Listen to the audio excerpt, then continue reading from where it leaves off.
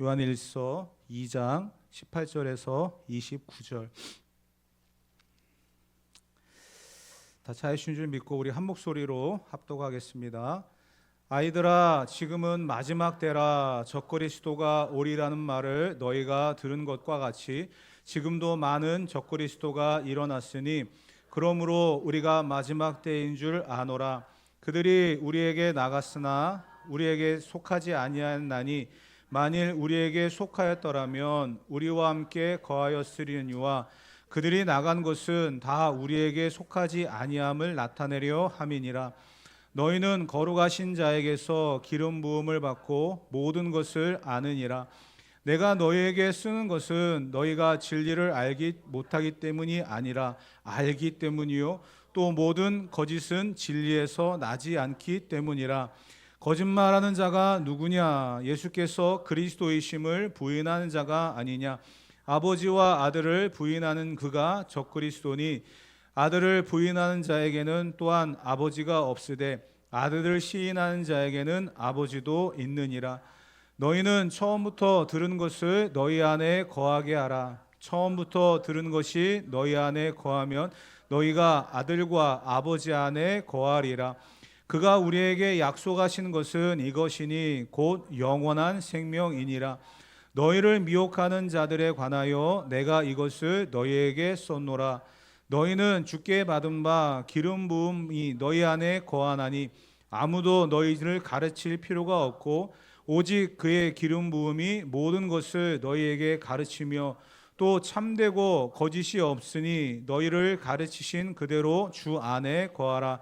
자녀들아, 이제 그의 안에 거하라. 이는 주께서 나타내신 바 되면 그가 강림하실 때에 우리로 담대함을 얻어 그 앞에서 부끄럽지 않게 하려 함이라. 너희가 그가 의로우신 줄을 알면 의를 행하는 자마다 그에게서 난 줄을 알리라. 아멘. 본문에 등장하고 있는 단어 몇 가지가 참 우리의 시선을 끕니다. 그게 뭐냐면 말세라고 하는 그런 단어로 시작을 했어요. 사도 요한이 이 요한 일서 또 요한 계시록 이런 것을 써내려갈 때에는요, 지금 2000년 전의 이야기거든요. 근데 그때 등장했던 단어가 말세라는 단어예요. 세상의 끝이라는 거죠. 여러분, 2000년 동안 시간이 흘러왔는데도 우리가 지금 말세냐 아니냐, 종말이냐 아니냐 이런 이야기를 하고 있는데 벌써 2000년 전에 초대교회에 이런 표현이 등장했다는 거. 왜 그러냐면 예수님이 십자가에 달려 돌아가시고 3일 만에 부활하시고 제자들에게 보이시고 난 이후에 너희가 본 그대로 내가 다시 오리라 말씀하셨거든요. 그래서 우리가 다시 오실 주님을 기다리고 있는데 예수님이 다시 오신다라고 하는 이 모든 기간이 말세입니다. 초대교회에도 말세의 징조가 있었고요. 지금도 말세의 징조들이 있어요. 그러다 보니까 사람들이 생각할 때 너무 더디다, 너무 늦다, 오신다고 해놓고서 그 긴장감을 줘놓고서는 왜 안 오시는가. 그래서 성도들이 게을러지고 나태해지는 그런 모습들을 볼 때가 있습니다. 초대교회에 등장했던 이 말세, 그 세상의 끝이라고 하는 그 시점, 지금 우리에게 말세라고 하는 것은 어떻게 보면 그 당시에 느꼈던 초대교회 성도들의 관점과 우리들의 관점이 조금 다를 수도 있을 것 같습니다. 왜냐하면 당시에는요, 말세라고 하면서 그들은 핍박을 받았거든요. 순교했거든요. 언제 잡혀갈지 모르는, 어제 같이 예배했던, 지난주에 같이 예배했던 성도가 안 보여요. 끌려간 거죠. 그러다 길을 지나가다 보면은 십자가에 매달려 있기도 하고 하는 그런 모습들을 보는 겁니다. 그렇기 때문에 이 말세라고 하는 것이 그들에게 너무나 피부에 와닿는 삶의 일부분이었고 생활이었다는 거예요. 그렇기 때문에 경각심도 있었고 그들을 긴장하게 만들었습니다. 근데 지금 이 시대는 어떻습니까? 말세라고 하는 이야기를 하면 이단처럼 들려요. 그게 이 시대의 문제점이라는 거예요. 무감각해졌다는 거죠. 무뎌졌다는 거예요. 그래서 오늘 이 말씀을 우리가 다시 한번 묵상해 보면서 초대교회에 가졌던 그러한 거룩한 긴장감, 주님이 다시 오신다라고 하셨던 그때가 언제인지를, 그때까지 우리가 어떻게 살아가야 되는지를 한번 돌아보는 그런 시간을 갖기를 원합니다. 제가 1992년도에 이제 학부를 졸업을 하고 이제 대학원을 준비하는 그런 과정에서 이제 논문도 쓰고 막 그랬었는데, 그때가 가장 많이 등장했던 게 천년 왕국이라고 하는 그런 문제였거든요. 사람들이 그 이야기를 들으면서 많이 긴장을 했습니다. 어려운 말들이 굉장히 많아요. 그런데 그 이야기를 다 빼고 아시다시피 세상을 7,000년으로 보고 계산한 사람이 있었어요. 그래서 구약의 모든 시간들이 4,000년, 그리고 신약을 2,000년, 그리고 예수님이 오셔서 다스리는 1,000년 왕국, 전체적인 7,000년의 그런 기간으로 보고 1,000년 왕국이 오기 전에 7년 대환란이 온다. 이 요한계시록의 이야기거든요. 그래서 그걸 다 빼보니까 1992년이 나온 거죠. 계산이 좀 되시죠? 그래서 1992년에 다미성교회라고 하는 그런 이단이 등장을 해가지고 마지막 때를 준비하자 해가지고 막 그냥 가운 입고 찬송 부르고 아무도 못 들어오게 막아놓고, 그냥 사람들 들어오면 안 되니까 다 창문도 막아버리고 별짓을 다 했어요. 그런데 그날 그곳에 어떻게 되나 구경하러 왔던 사람들이 이제 카운트다운을 하기 시작한 겁니다. 찬송을 막 부르고 기도하고 막 하다가 이제 우리 하늘로 올라갑시다 하면서 이제 카운트다운을 하고 있으니까 그 벽을 뚫고 들어가고 문을 부수고 들어가는 그런 일이 생기는 거예요. 구경하러 왔던 사람들이. 왜? 조급하니까. 그러고 나서 셋, 둘, 하나 하고서 다 뛰었는데 어떤 일이 벌어졌습니까? 중력을 거스르지 못했죠. 다 떨어졌어요. 그리고서 흐지부지 흩어져 버렸습니다. 이때가 아닌가 보다. 잘못 계산했나 보다. 여러분, 이게 종말을 살아가는 사람들이 빠질 수 있는 잘못된 가르침이고요, 잘못된 방향이라는 거예요. 그런데 이게 이 시대에만 등장하는 게 아니라는 거예요. 초대교회도 말세라고 하는 그러한 이야기를 할 수밖에 없었던 것은 지금과 같은 그러한 사람들이 등장을 했었고, 성도들을 오늘 본문에 보면 미혹하는 자들이 있었다는 거예요. 그러면서 그들로 하여금 다시 오실 주님을 기다리지 못하게 하는, 다시 오실 주님을 맞이할 만한 그런 자세를 무너뜨리는 그런 일들이 생겼다는 것입니다.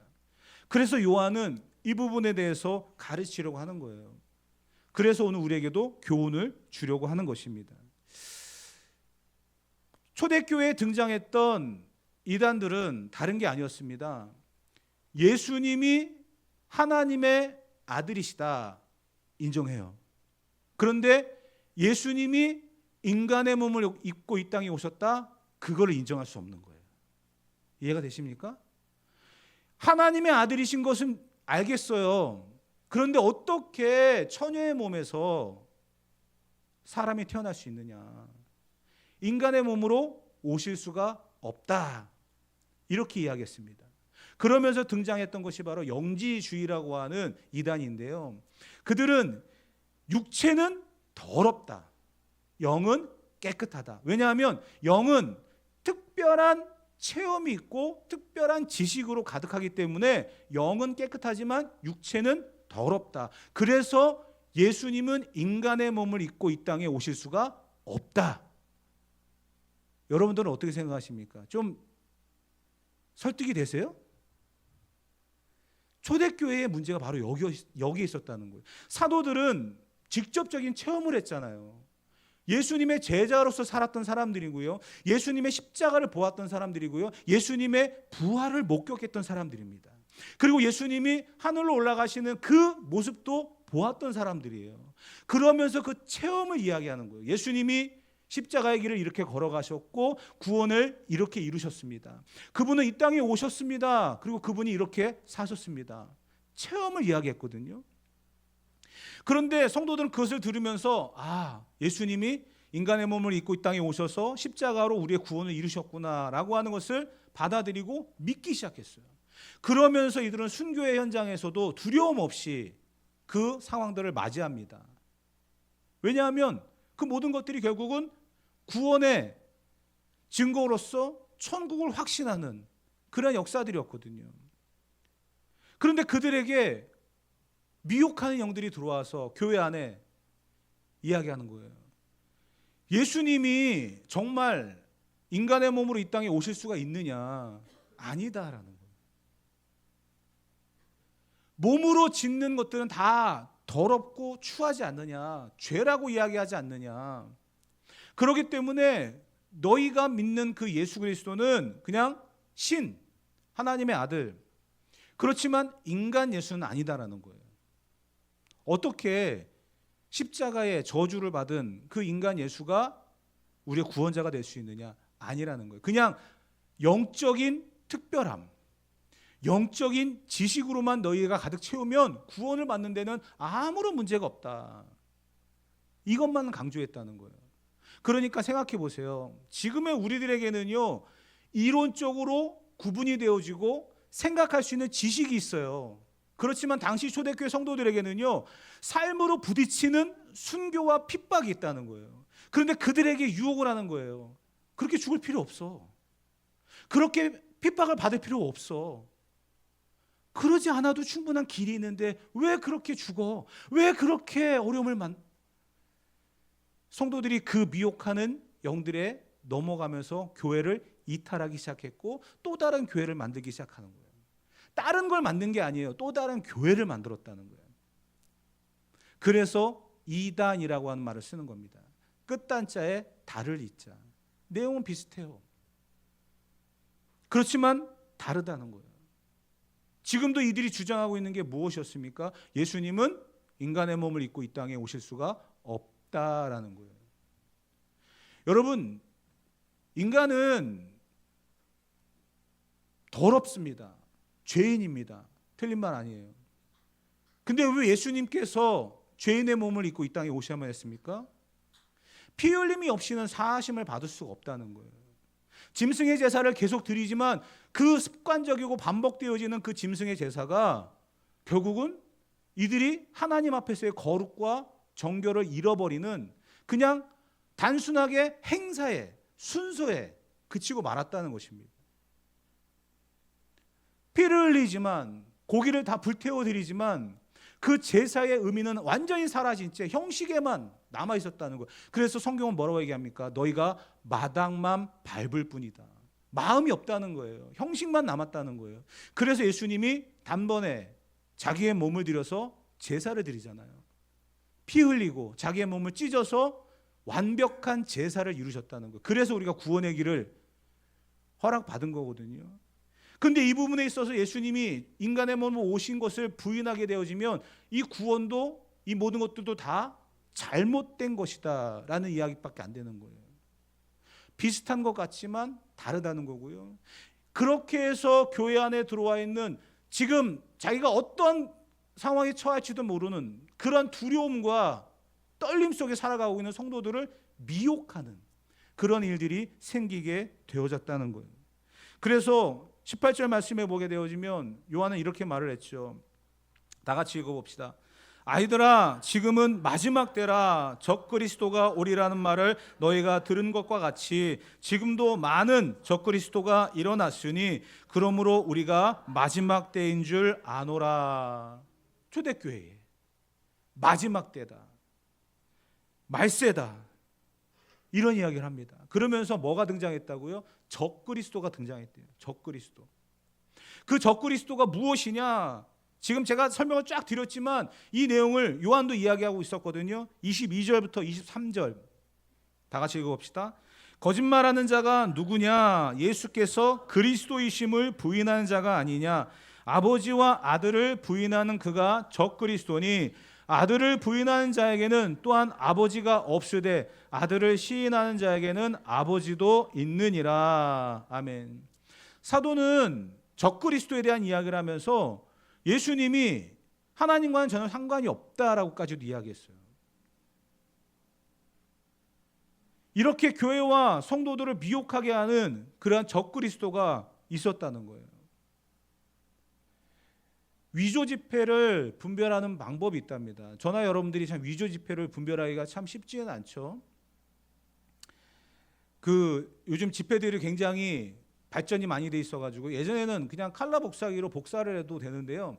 여러분들 한번 시험해 보세요. 제가 혹시나 해가지고, 혹시나가 아니라 이제 학생들 이제 뭐 그 연극하고 필리핀 선교 갈 때 그때 연극 준비한다고 해가지고 집회가 필요해서 혹시나 해가지고 제가 이제 5만 원짜리를 한번 이렇게 복사를 해봤거든요. 안 돼요, 여러분. 기계가 똑똑해져가지고요. 이제 그거 안 돼요.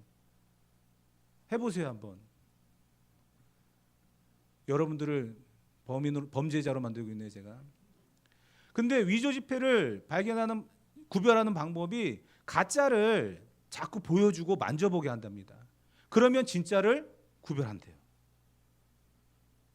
우리는 반대로 진짜를 계속해서 보다가 가짜가 드러나면 아는 걸로 아는데 반대였다는 거예요.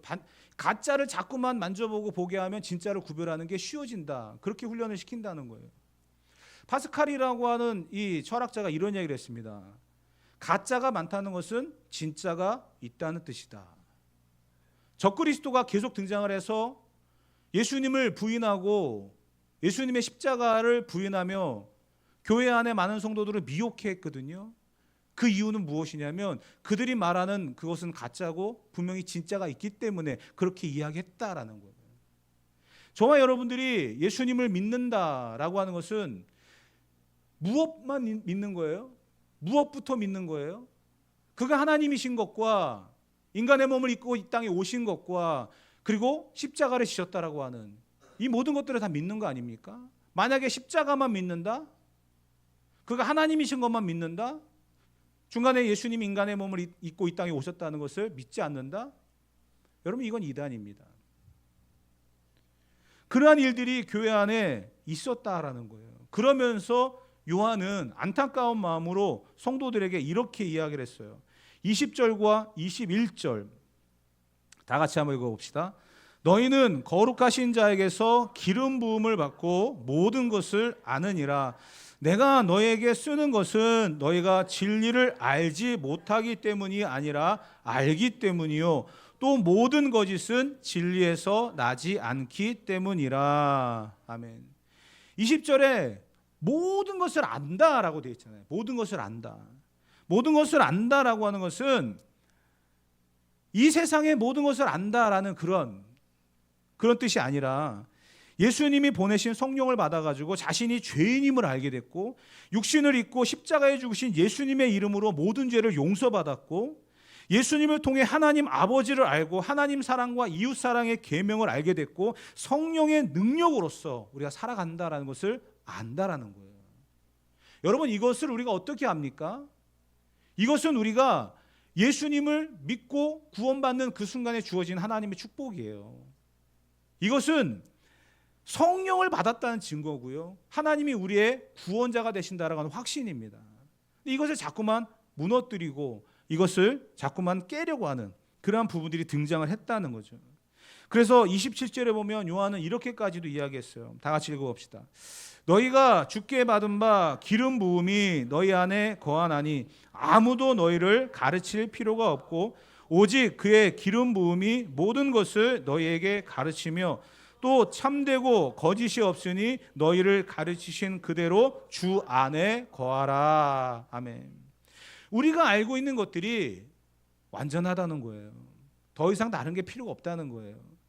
그런데 우리는 그 사실에 대해서 미혹하는 자들이 들어와 가지고 아니다 라고 말하면서 자꾸만 우리를 현혹하고 넘어뜨리고 교회를 떠나게 만드는 그런 일들이 생겼는데, 그래서 요한은 마지막 당부를 뭐라고 했냐면 주 안에 거하라. 세상이 아무리 유혹을 하고 세상이 아무리 우리에게 요구하는 것들이 있어도 우리는 주 안에 거하는 것이 필요하다는 거예요. 본문에 보게 되어지면 기름 부음을 받았다라고 하는 그러한 장면이 등장을 했어요. 그 본문이 등장을 했습니다. 기름 부음을 받는다라고 하는 것은 이건 어떤 행사, 이거 눈에 보여지는 그러한 어떤 행동이거든요. 구약에 세 명의 직분을 세울 때 기름을 붓습니다. 첫째는 왕이고요, 두 번째는 제사장이고요, 세 번째는 선지자입니다. 이 세 직분은 기름을 붓습니다. 구약에는 이 올리브유를 부었거든요. 올리브유를. 그 올리브유를 부으면서 그들의 직분을 확정을 시켰어요. 임명을 하는 거죠. 근데 신약에 와서는 기름 붓지 않습니다. 무엇을 하죠? 성령께서 우리와 함께 하시는 것을 기름 부음이라고 표현을 하고 있어요. 그건 제 이야기가 아닙니다. 성경에 이미 기록된 내용이죠. 성령이 우리 안에 거하심으로 우리가 기름 부음을 받았다라고 이야기합니다. 그런데 여러분, 그렇다고 해서 예수님이 기름 부음 받은 자로서 왕, 선지자, 제사장 역할을 감당하시는 분인데 우리가 기름 부음을 받았다고 해서 그 사실을 월권하거나 해서는 안 되겠죠. 우리가 기름 부음을 받았다는 것은 예수님의 그 사역과 예수님이 하셨던 그 모든 일들을 믿을 수 있게끔 도와주신다라고 하는 역할이거든요. 성령이 아니고서는 우리가 예수님을 알 수가 없습니다. 성령이 아니고서는 예수님을 깨달을 수가 없습니다. 그렇기 때문에 성령께서 우리와 함께 하시는 그 기름 부으심이 얼마나 중요한지를 우리는 분명히 알고 살아가야 됩니다. 이 부분에 있어서 교회 안에 들어와 있었던 이 이단들이 성도들을 미혹을 시키는 게 어떻게 한 사람이 그 모든 일을 감당할 수 있느냐라는 거예요. 왕도 되고 제사장도 되고 선지자가 어떻게 될 수가 있느냐. 근데 예수님이 하신 일들을 우리가 정리해 본다고 한다면 예수님은 이 모든 것들을 다 완벽하게 이루신 분입니다. 예수님은 다윗의 자손입니다. 인간의 몸으로 이 땅에 오셨다는 것을 증명하셨잖아요. 다윗의 자손이에요. 그분은 인간적인 그런 혈통으로서도 왕의 후손입니다. 그러나 예수님은 기름 부음을 받으심으로 인해서 우리의 영원한 왕이 되셨다는 거예요. 그분은 선지자입니다. 그분의 하신 모든 말씀이 오늘 우리에게 임했잖아요. 선지자들은 하나님의 말씀을 대언하고 전달하는 역할을 했거든요. 예수님은 그분 자체가 하나님이십니다. 그러면서 선지자들에게 선포하셨고 선지자들은 그것을 우리에게 전달했거든요. 예수님은 선지자이십니다. 그 말씀으로 우리를 통치하고 다스리시는 왕이십니다. 그리고 아까 말씀드렸던 것처럼 예수님은 제사장이십니다. 제사장 외에는 제사를 드리러 갈 수가 없거든요. 예수님은 스스로의 몸을 제물로 드리며 하나님 앞에 완벽한 제사를 드리신 제사장입니다. 이 세 가지를 예수님이 다 이루셨기 때문에 우리는 구원의 길을 허락받은 거거든요. 어느 한 가지라도 빠지면 안 됩니다. 그런데 미혹하는 영들은 이 부분에 있어서 하나라도 건드린다는 거예요. 심지어는 예수님이 하나님의 아들이시다. 천의 몸으로 천의 몸에서 이 땅에 태어난 그 아기 예수님, 그 부분까지도 인정을 하지 않고 구원은 다르게 받을 수 있다라고 하는 그러한 부분들까지도 이야기를 해요. 여러분, 성경 우리에게 말하죠. 내가 곧 길이요 진리요 생명이니 나로 말미암지 않고는 아버지께로 올 자가 없다라고 분명히 말했습니다. 근데 이 부분에 있어서 명확한 해석은 나로 말미암지 않고가 분명히 예수님이죠. 근데 그 부분에 있어서 사람이 들어가기도 하고요. 그 부분에 있어서 인간의 공로가 들어가기도 하고요. 생각이 들어가는 경우가 많잖아요. 한국에만 자기가 예수라고 말하는 사람이 25명이래요. 한국에만. 예전에 어느 목사님이 집회를 하면서 병든 자가 고침을 받았어요. 그때 여기 나이 많은 권사님이 와가지고 귀속말로 그러더래요. 혹시 예수님이시죠? 그랬대요. 뭔가 신비로운 능력이 나타나고 생각하지 못했던 그러한 엄청난 일이 나타나면 그런 표현들을 썼다는 거예요. 여러분, 성경에 나와 있는 이 모든 것들이 우리가 믿음으로써 받아들일 수 있는 것은 과학적인 근거들도 굉장히 많이 있습니다. 하나를 예를 든다고 한다면 이런 거죠. 아담이 혼자 있는 것이 보기 좋지 않아서 하나님이 아담의 갈빗대를 취해서 하와를 만들었습니다. 아시죠? 성경의 이야기입니다. 그러면 그 이후에 태어나는 모든 남자들은 갈빗대가 하나가 없나요? 혹시 여러분 엑스레이 찍어보셨을 때 한쪽 갈빗뼈가 없는 분 계십니까? 저도 다 찍어보면 똑같이 있어요. 그러면 그게 거짓입니까? 하나님이 아담의 갈빗대를 취해서 하와를 만들었다. 그럼 남자들의 갈빗대는 하나가 없어야 되는 게 맞잖아요. 근데 다 있어요. 그럼 그게 틀린 걸까요? 여러분, 부모가 어디 한 군데 불편합니다. 어디 한 군데 조금 모자란 그런 부분이 있다고 해보십시오. 핸디캡이 있다고 생각해 보십시오. 자녀들이 태어나면 가장 먼저 하는 게 뭐예요? 저도 우리 아이들 둘 태어날 때 간호사들한테 제일 먼저 물어보는 게 손가락 5개, 발가락 5개 있냐고 물어보죠. 왜 그래요? 참 내가 5개 손가락, 5개 발가락 갖고 있는데 우리 아이가 발가락이 10개고 손가락이 7개고, 만약에 내가 손가락이 4개 사고로 인해서 4개예요. 근데 우리 아이가 손가락 4개로 태어납니까? 아니잖아요. 이게 유전의 법칙이고요. 이게 하나님의 신비예요. 아담의 갈빗대를 취해서 하와를 만들었는데 남자들의 갈빗대가 없다? 확실한 증거죠. 그런데 그 이후에 태어난 모든 사람들도 하나님은 다 정상적으로 만드셨다는 거예요. 정상적으로. 인간의 몸을 입고 이 땅에 오셨다고 하는 예수님에 대하여 사람들이 인정을 합니다. 예수님의 탄생에 대해서는요, 부인하지 않습니다. 그런데 그분이 하나님의 아들 예수님이라고 하는 사실을 믿지 않는 거죠. 여기에서부터 길이 다른 거예요. 여기에서부터 생각이 다른 거예요. 우리가 접근해야 될 예수님은 하나님이시기 때문에 우리의 생각을 뛰어넘습니다. 우리의 상상을 뛰어넘습니다. 그래서 그분이 완전한 제사를 드릴 수 있고 완벽한 구원의 길을 열어놓으시는 거예요. 그것이 이해가 되지 않을 때가 있어요. 그것이 내가 생각하는 계산에 맞지 않을 때가 있어요. 그래서 성령께서 우리에게 감동을 주시는 거고 은혜를 주셔서 그 모든 상황들을 믿고 살아갈 수 있도록 도우신다는 거죠. 유혹받고 미혹돼서 넘어질 수 있습니다. 그것은 사람들에게 책망을 받을 만한 일은 아닙니다. 왜? 모든 사람들은 유혹에 약하기 때문이죠. 오늘 저와 여러분들에게 가르치시고 알게 하시는 이 하나님의 놀라운 사랑과 은혜를 한 발짝 더 다가갈 수 있어지길 바랍니다. 내가 깨닫지 못하고 내가 알지 못하는 것들이 있다? 분명히 있을 수 있어요. 그럴 때 내 안에서 분명하게 알게 하시고 깨닫게 하시는 성령께서 오늘도 우리에게 말할 수 없는 탄식으로 이 모든 상황들 속에서 다시 한번 일어서기를 간구하고 계십니다. 왜냐하면 우리는 하나님의 사랑을 받는 사람들이기 때문입니다. 오늘도 저와 여러분들을 사랑하실 때 끝까지 사랑하시는 그 하나님, 기름을 부으셔서 왕과 선지자와 제사장으로서 완벽한 사역을 이루셨고 그 완벽한 사역이 결국 우리의 구원의 길을 여시는 하나님의 계획이었음을 우리는 깨달아 알고 살아가는 줄 믿습니다. 그 사실 앞에 다시 한번 우리가 그리스도인으로서 이제 살아갈 수 있어지기를 주님의 이름으로 축복합니다.